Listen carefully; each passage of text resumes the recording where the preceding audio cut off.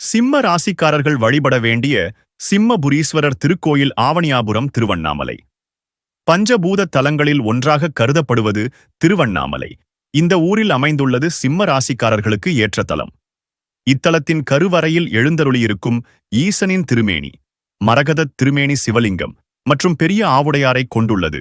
இக்கோவிலில் சிறப்பாக கருதப்படுகிறது.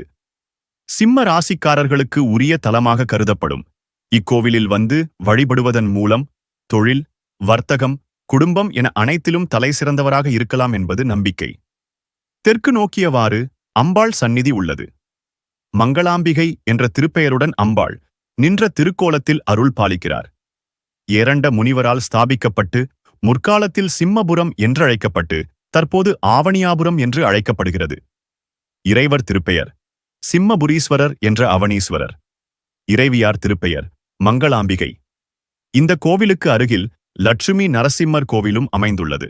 ஸ்ரீநரசிம்மர், அரங்கநாதர், வரதராஜ பெருமாள், வெங்கடேச பெருமாள், சோளிங்கர், யோக நரசிம்மர் ஆகிய அனைவரும் ஒருங்கே எழுந்தருளியிருப்பதால் இங்கு வந்து தரிசிப்பவர்களுக்கு பஞ்ச திருப்பதிகளுக்கும் சென்று தரிசித்த பலன் கிடைக்கும் என்பது ஐதீகம். ஆதிசங்கரர் புண்ணிய யாத்திரை மேற்கொண்டு இப்பகுதிக்கு வந்தபோது அவருடைய கனவில் ஏரண்ட முனிவர் தோன்றி தான் சிம்மபுரீஸ்வரரை பிரதிஷ்டை செய்த விவரத்தை உணர்த்தியதாகவும், சங்கரரும் மண்ணில் புதையுண்டு போன அந்த லிங்கத்தை கண்டெடுத்து தமது திருக்கரங்களாலேயே திரும்ப பிரதிஷ்டை செய்ததாகவும் வரலாறு கூறுகிறது. ஆதிசங்கரர் பூஜித்து வழிபட்ட அந்த ஈசனுக்கு அவனீஸ்வரர் என்று பெயர் சூட்டி ஆலயம் எழுப்பியுள்ளார்கள். சிம்ம ராசிக்காரர்கள் மற்றும் தொழிலில் தொடர்ந்து நஷ்டத்தை சந்தித்து வருவோர் இத்தலத்தில் உள்ள அவனீஸ்வரர் என்ற சிம்மபுரீஸ்வரரை வழிபட்டுச் சென்றால் தொழிலில் நல்ல முன்னேற்றம் அடையலாம்.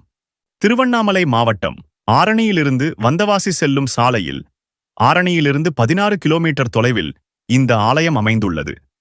நமது ஈசனை தேடி யூடியூப் சேனலை சப்ஸ்கிரைப் செய்து கொள்ளுங்கள். திருச்சிற்றம்பலம்.